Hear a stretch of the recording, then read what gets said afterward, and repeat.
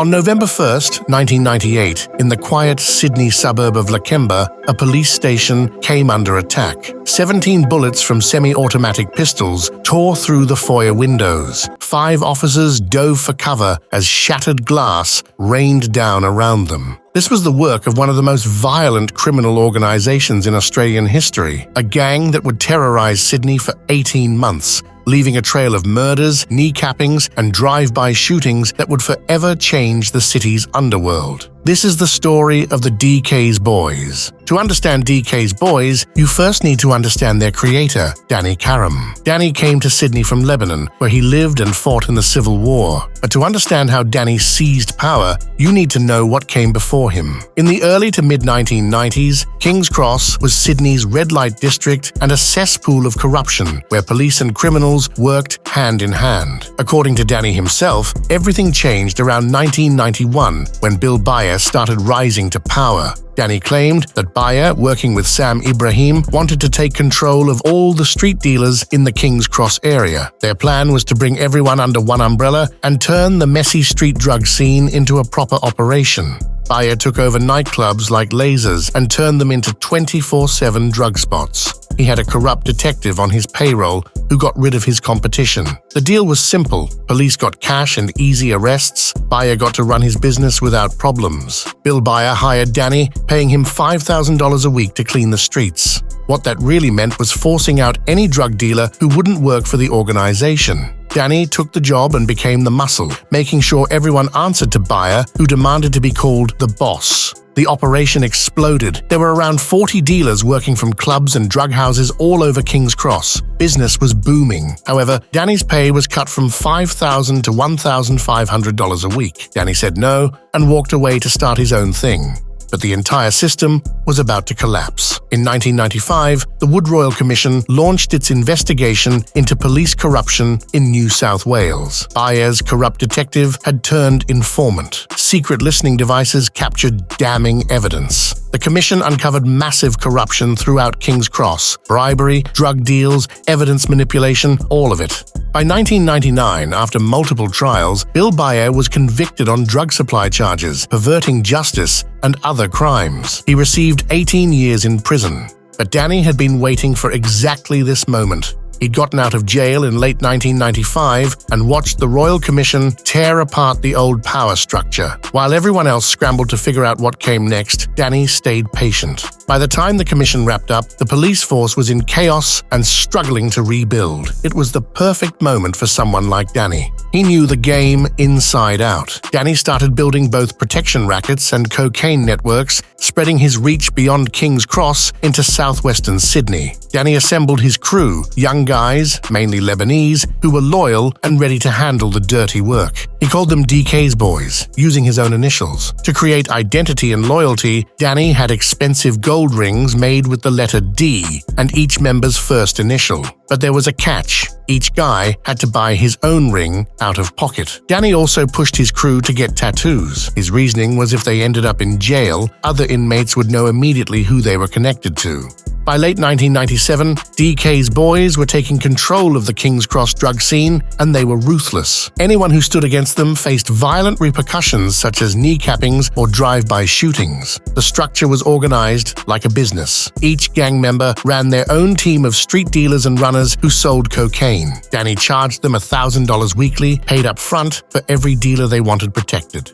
The pricing breakdown was straightforward. $2,000 a week covered 2 runners on the street, plus 1 backup who could rotate in. But the rule was firm. Only 2 dealers working at any given time. By early 1998, roughly 20 runners were operating under this protection system. The gang bought their cocaine in bulk, paying between $4,200 and $5,000 per ounce from various suppliers. They'd cut it, then package it into small water balloon capsules for street sales. Dealers kept these balloons in their mouths while working. If police or rival criminals approached, they'd swallow the evidence. The math worked in their favor, and they were basically doubling their investment on every ounce. The money rolling in was massive. Danny was pulling in around $28,000 weekly. That's nearly $60,000 in today's money if you adjust for inflation. But some sources say they were sometimes easily clearing up to $100,000 per week. However, the members and runners were making a miserable wage compared to Danny. When the members asked where all the money was going, Danny would say that he was putting it away for safekeeping. Nobody knew what that meant, but nobody was brave enough to push the question at the time. Among these members was Michael Karam, who would later rise to become a notorious high-ranking member in the DK's Boys. The group also included Rabea Mawas, Wasim El-Assad, Charlie Gear, Saleh Jamal, and another member who would later adopt the pseudonym Alan Rossini after agreeing to cooperate with police. When you're making that kind of money through violence and intimidation, you're always one betrayal away from everything falling apart. As the DK boys worked the streets, collected payments, and risked their freedom and lives, a troubling reality began to sink in. They were doing all the work, while Danny collected most of the profits. Alan Rossini, one of the crew members, would later testify about the growing frustration. All the money flowed back through the chain, but Danny kept promising the profits were being put away, to be returned later. That day never came. The crew had generated well over $1 million at this point, yet they only saw what Danny chose to tell them. There was also the marijuana operation. Karam and Rossini had spent 18 months hydroponically growing cannabis at a safe house in Parramatta. After the first crop was harvested, Danny took it, claiming he wanted to dry it further. When Karam and Rossini saw it the next day, there was noticeably less. Danny insisted it had simply dried out, but they knew better. He'd stolen from them. That crop sold for $32,000. Despite doing all the work, Karam and Rossini received nothing. A second crop brought in $30,000. Again, they got nothing. Eventually, Karam and Rossini were allowed to run their own teams within the organization, but their earnings weren't enough to cover the full rent Danny demanded. Their income fluctuated based on cocaine sales, product quality, runner availability, arrests, and competition from rival groups. Danny didn't care about these variables. He wanted his money regardless, and he'd threaten violence when they came up short.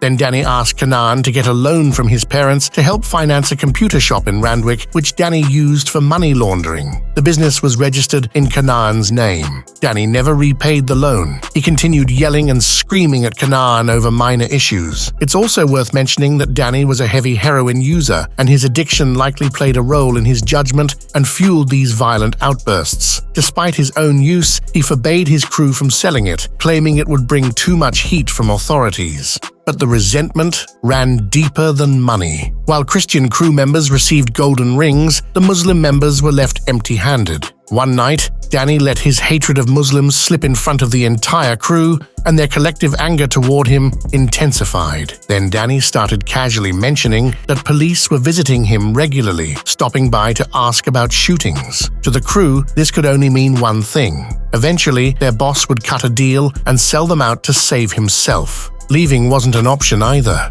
They all knew Danny would hunt them down and have them executed. There was only one solution: take out Danny before he got them first. According to Rossini, Karam, Mawas, El-Assad, and Charlie Gear discussed killing Danny on multiple occasions. These weren't drunken fantasies or empty threats. These were calculated planning sessions about eliminating their boss and seizing control of the lucrative King's Cross drug trade. But before Danny's execution, the DK boys would unleash a wave of violence across Sydney that would draw lots of police attention. One of those incidents occurred on the evening of July 17, 1998. According to Rossini, he and Karam went to Shadi Durbas's house on Telapia Street in Punchbowl that night. Also present were two other people. The group decided to drive to 5 Dock in a red Mitsubishi Magna station wagon. They stopped at Cafe Extreme, had a meal, and spoke with an associate about car rebirthing opportunities before leaving. Durbas drove the group toward the 5 Dock Hotel. When they stopped at a red light outside the hotel, Rossini noticed two men, Ronald Singleton and Michael Hurl, involved in a physical altercation on the footpath. Adam Wright, a friend of both men, had come outside trying to calm them down. Rossini wound down his window and shouted, "Come on, fellows, punch on!" Singleton approached the car and yelled back something to the effect of, "You fucking wogs." According to Rossini and witnesses, Karam pulled out a gun and fired at least 4 shots. Michael Hurl and Adam Wright passed at hospital the next day. Rossini stated that as they drove off, Singleton grabbed his leg and tried to pull him from the vehicle. Karam then aimed the handgun again and pulled the trigger, but the gun only clicked. It was empty. Rossini broke free and they escaped. Shootings and kneecappings by the DK's boys continued throughout the year. On October 12, 1998, a few months after the 5 dock murders, another shooting erupted in Greenacre. A man by the name of Les had taken a 9mm pistol belonging to Wasim El-Assad. A meeting was arranged to negotiate its return. 8 men arrived in 3 cars, but the discussion quickly turned hostile. When Kanan stepped in, Les shouted, "Who the fuck are you?" Kanan, standing just 2 meters away, repeated the question mockingly before pulling his gun and firing 4 shots at his legs, missing every time. Les then started running while Kanan and another member of the DKs started shooting, hitting him multiple times in the legs and buttocks. Then on November 2, 1998, came the Lakemba police station shooting. After police arrested a car thief with ties to the DK's boys, Kanan accused authorities of targeting Lebanese youth and decided to retaliate. He told the crew that they're going to do a drive-by shooting at Lakemba police station, and then once they're done, Bankstown will be next. Kanan gathered El-Assad, Saleh Jamal, and several others at the Surrey Hills safe house. They armed themselves, then secured a stolen vehicle. After monitoring police scanners, they pulled stockings over their faces and drove to Lakemba police station. They opened fire on the building, blasting more than 13 shots through windows and glass doors. Officers inside dove to the floor as glass exploded around them. One officer was badly cut by shrapnel, and a bullet destroyed a computer screen where another had been sitting moments earlier. The crew fled and torched the car. What they didn't know was that ballistics testing would soon link the bullets to multiple shootings and kneecappings that occurred across Sydney. In September 1998, the Paddington unit where DK's boys operated became hot with too much police attention. Danny decided it would be safer to relocate the safe house to a unit on Riley Street in Surrey Hills. It was somewhere around this time that Kanan first spoke about the idea of executing Danny with Gia, Mawas, and El-Assad. Mawas initially argued it wasn't necessary, they could simply operate behind Danny's back. But he continued participating in the planning regardless. Their first plan was to execute Danny at his home, but they abandoned it when they realized few people knew where he lived, which could point directly back to them. The discussions continued. Next, they considered lacing Danny's heroin supply with poison to make it look like an overdose. They added white powder to a batch meant for him, but Danny noticed something was wrong. Furious, he ordered Kanan and Rossini to beat the original heroin supplier with a baseball bat as punishment. According to publicly available court records, the final plan was to ambush Danny as he got into his car outside the Riley Street stash house. The opportunity presented itself when Danny called Kanan with instructions. He needed a fast car and 2 firearms. Danny didn't explain what he needed them for. While they waited for Danny to arrive and collect the items, the crew went to work. Kanan, Mawas, El-Assad, Gia, Rossini, and 2 others who'd recently joined the organization spent hours wiping down every surface in the Riley Street unit, eliminating any trace of fingerprints.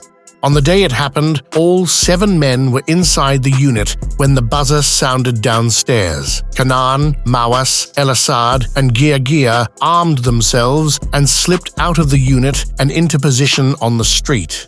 Rossini hit the remote control, unlocking the front door of the building. Danny walked in and headed up to the unit. He chatted casually with Rossini and smoked a couple of cones. El-Assad came back into the unit and handed Danny the 2 firearms he'd requested. Danny asked Rossini to carry them down to his car. The 2 newer crew members wrapped the guns in a blanket, carried them outside, and placed them in the boot of Danny's vehicle before returning upstairs. Danny stayed in the unit for about 10 to 15 minutes total and stood up to leave. As Danny headed down to the street, El-Assad pulled out his phone and made the call, warning the crew that their boss was on his way down. Moments later, the street erupted with gunfire. About 20 rapid shots shattered the evening air, followed by 2 more deliberate gunshots. When the shooting stopped, El-Assad rushed down to the car. Using a cloth to avoid leaving fingerprints, he opened the driver's door and grabbed Danny's mobile phone. He knew it contained all their numbers stored in the call history. By then, people were already gathering on the street, drawn by the sound of gunfire. The medical examiner would later count 16 gunshot entry wounds on Danny's body. Danny Karam, the feared boss of the DK's boys, was now gone, executed by the very crew he'd built.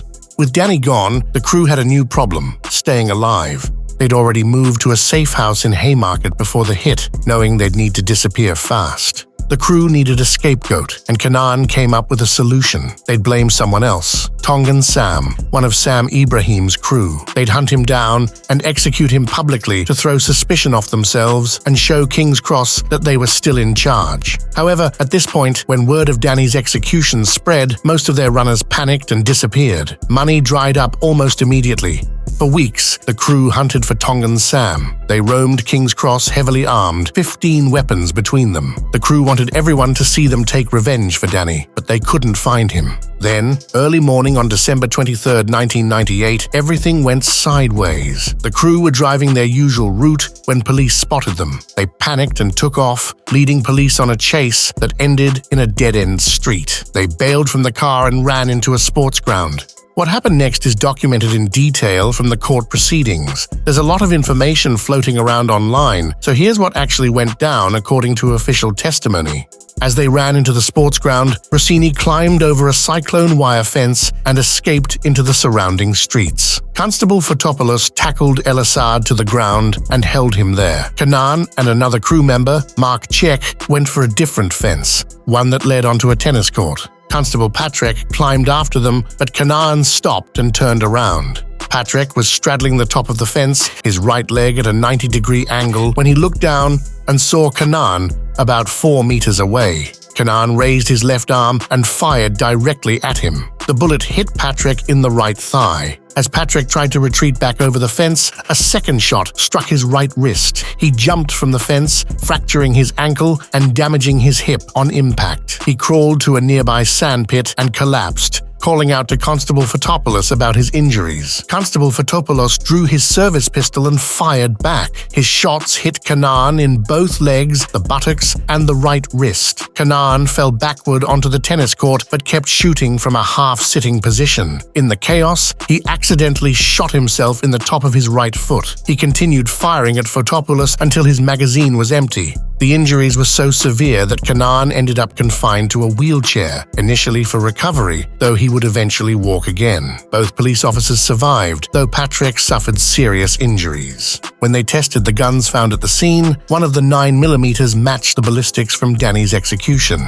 The walls were now closing in. Kanan was looking at serious time. 2 counts of attempted murder for shooting the cops, plus weapons charges. However, even with those charges, he was eventually released on bail. Free again, Kanan wasn't planning on walking away from the business. Even though he was stuck in a wheelchair, he was still running the crew. They desperately needed cash, and over the next 6 months, they kept the cocaine flowing through King's Cross.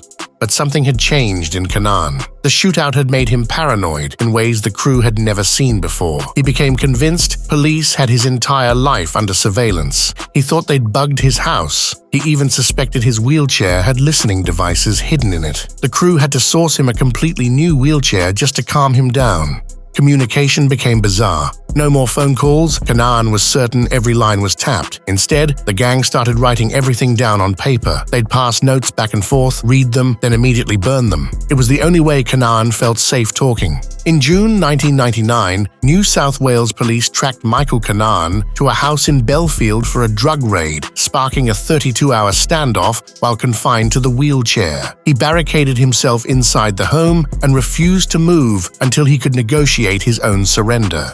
The run finally ended on September 17, 1999, during Operation Sunder. 150 officers raided 10 locations across Sydney simultaneously to dismantle Kanan's crew. Kanan was wheeled into Central Local Court, restrained by heavy chains on his wrists and ankles that were padlocked to a thick leather belt around his waist. With a team of 6 officers assigned just to move his wheelchair into the dock, he was hit with a massive sheet of charges, including the murders of Adam Wright, Michael Hurl, and Danny Karam, as well as the 1998 drive-by shooting of the Lakemba police station. The legal battle that followed became one of the most controversial in Australian history, largely because of Magistrate Pat O'Shane. In November 1999, she dismissed all charges regarding the White City shooting, where Kanan had opened fire on police. Instead of holding Kanan accountable, O'Shane attacked the officers involved, calling them stupid and reckless and claiming their pursuit of the gang was just police harassment of youth. the public was outraged, and the Director of Public Prosecutions eventually had to use an ex officio indictment to bypass her ruling and force the case to a higher court. Getting a conviction proved to be a massive challenge for the state. The first White City trial in 2000 collapsed because of juror misconduct, and the 2001 5-dock murder trial was aborted after an article was accused of poisoning the jury's perspective. It wasn't until August 2001 that a Supreme Court jury finally found Cannon guilty of the 1998 murders of Adam Wright and Michael Hurl outside the 5-dock hotel. He was handed 2 concurrent life sentences, stating that Cannon had absolutely no chance of ever being rehabilitated. In June 2002, Cannon was back in court and convicted for the execution of his former boss, Danny, which earned him a 3rd life sentence.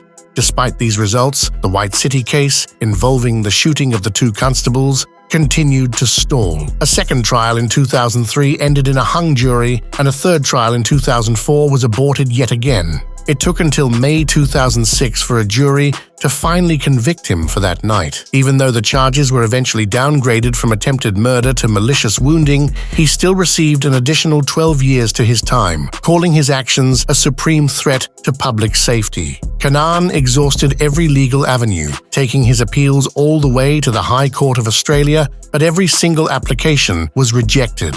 He is now a permanent resident of the Goulburn Supermax, serving 3 life sentences, plus additional decades without the possibility of parole.